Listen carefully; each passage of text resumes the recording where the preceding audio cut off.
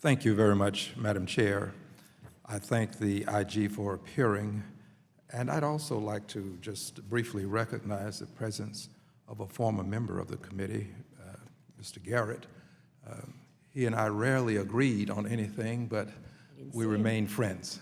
And welcome to the committee again, Mr. Garrett. I'd like to also, if I may, compliment Mr. Watt for his impeccable service, his stellar character.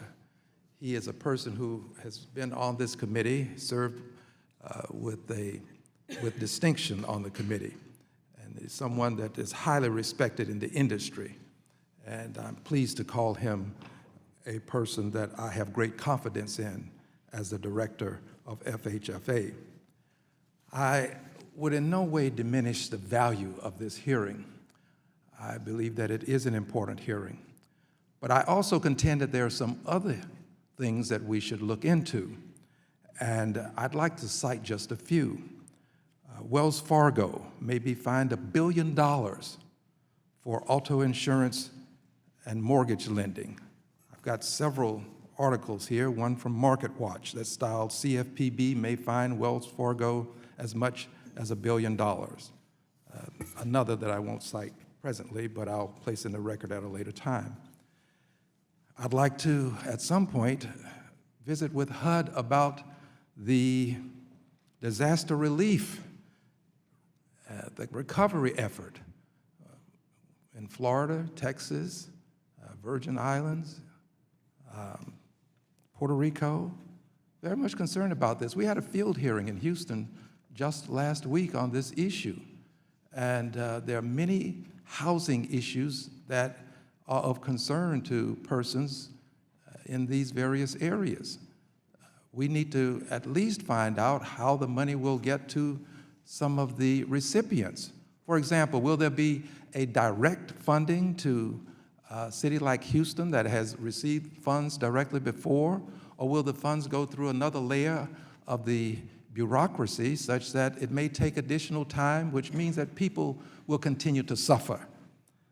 Also concerned about the stripping of the CFPB's Office of Fair Lending's enforcement powers. I think that it was very good, Madam Chair, to hear from Mr. Mulvaney yesterday. But I do believe that there are two sides to these stories, and the advocacy groups have a voice. That voice ought to be heard such that we can better understand what's happening over at the CFPB.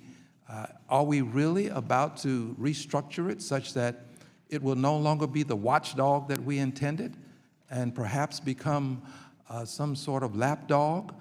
The CFPB is there for the consumer. It is the Consumer Financial Protection Bureau, not the Financial Systems Protection Bureau. And I think we need to look into this. I would also mention to you that invidious discrimination is still afoot in this country. Mr. Mulvaney said as much yesterday. And we know that Bancorp South has been fined at more than $10 million for discrimination, and that the finding was based in part on testing, where there were persons who were actually sent into the bank, had an experience with the bank officers in attempting to get loans, and it was determined that persons of color were treated differently when they went into the bank. They didn't have the same access to capital. Access to capital is important in this country. Invidious discrimination in banking is something that we can deal with. We can mitigate and eliminate this type of behavior in banking if we would use the tools that are available to us to acquire the empirical evidence, and testing is one of those tools. The CFPB has already engaged in testing as early as 2016. So these are some issues of concern too. Advocacy groups have a voice. We should hear from them as well. I appreciate what we will hear today. I've had the opportunity to peruse the testimony, and I look forward to hearing more and saying more about some of these other things as well. I will yield back the 2 seconds I have. Gentleman